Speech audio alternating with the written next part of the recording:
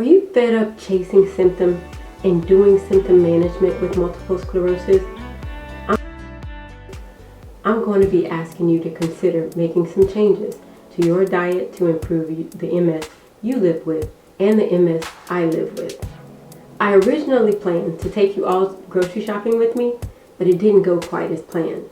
Welcome to the world of MS. You gotta pivot. Some strategies are things I have incorporated in the many years I've been living with MS, some new, some not as new. I think it will be helpful though.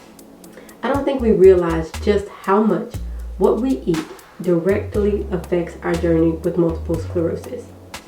I went in the produce section of the grocery store surrounded by nature's bounty because the first step to a healthier diet is choosing real, whole foods, one ingredient food.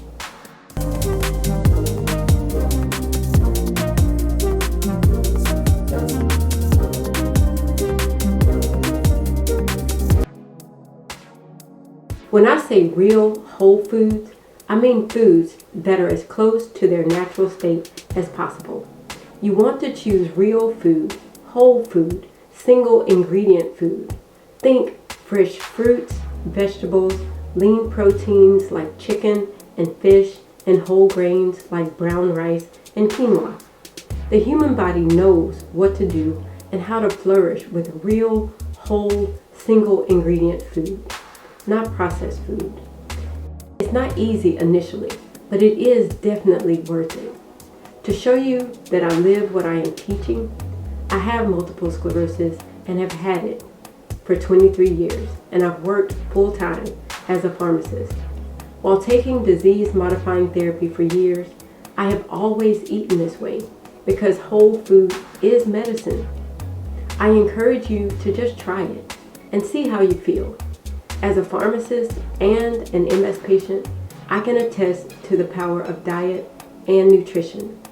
I've seen firsthand how making healthy food choices can improve my energy levels, reduce fatigue, and enhance my overall quality of life. It's important to listen to your body and find a diet that works best for you.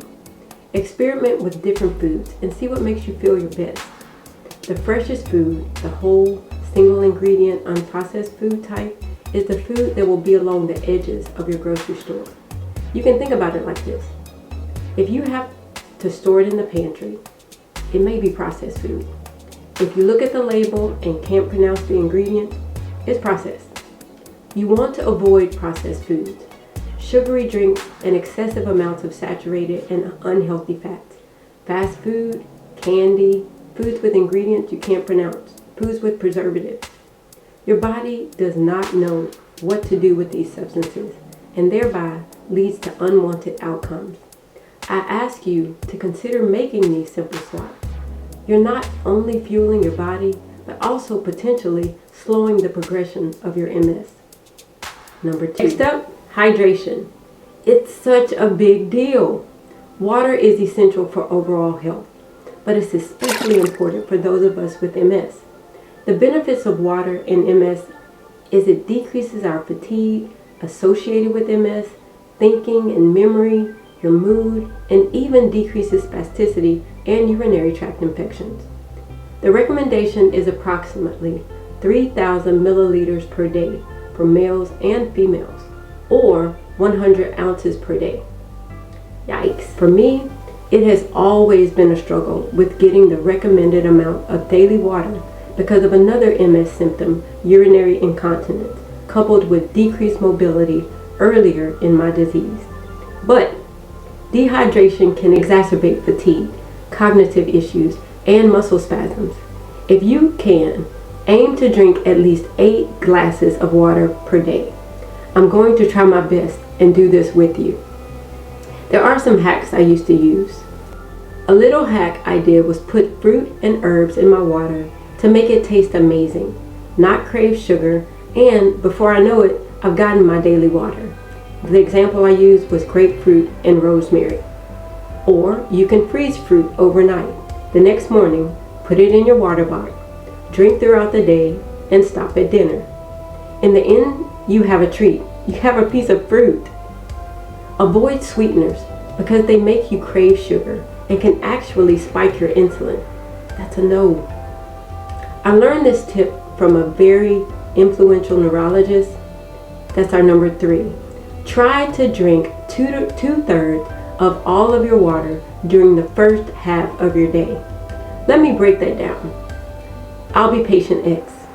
If you're a woman with MS, your recommended daily water recommendation is 3,000 milliliters.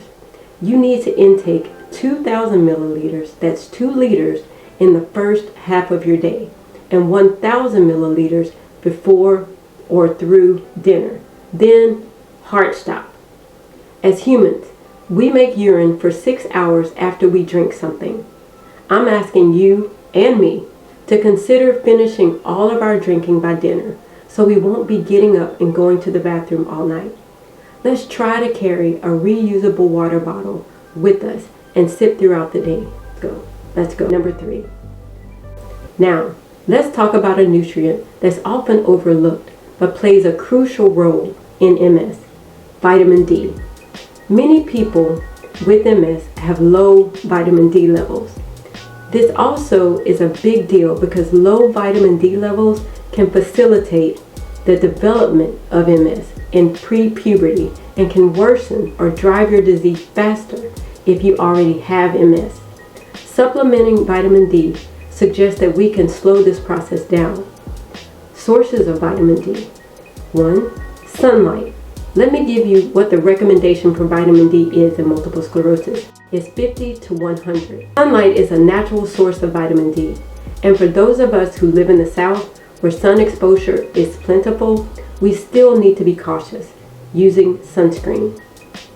When you go to your MS doctor, they are looking for your vitamin D levels to be between 50 and 100.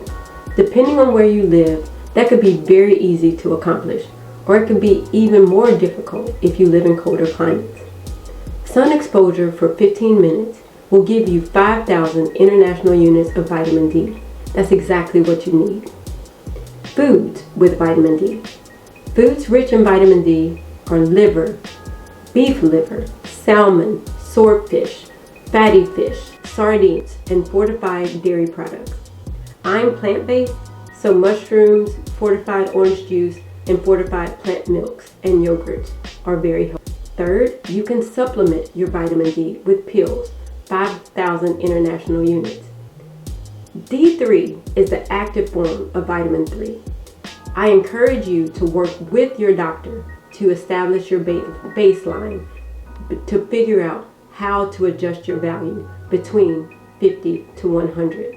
Talk with your neurologist and come up with a plan.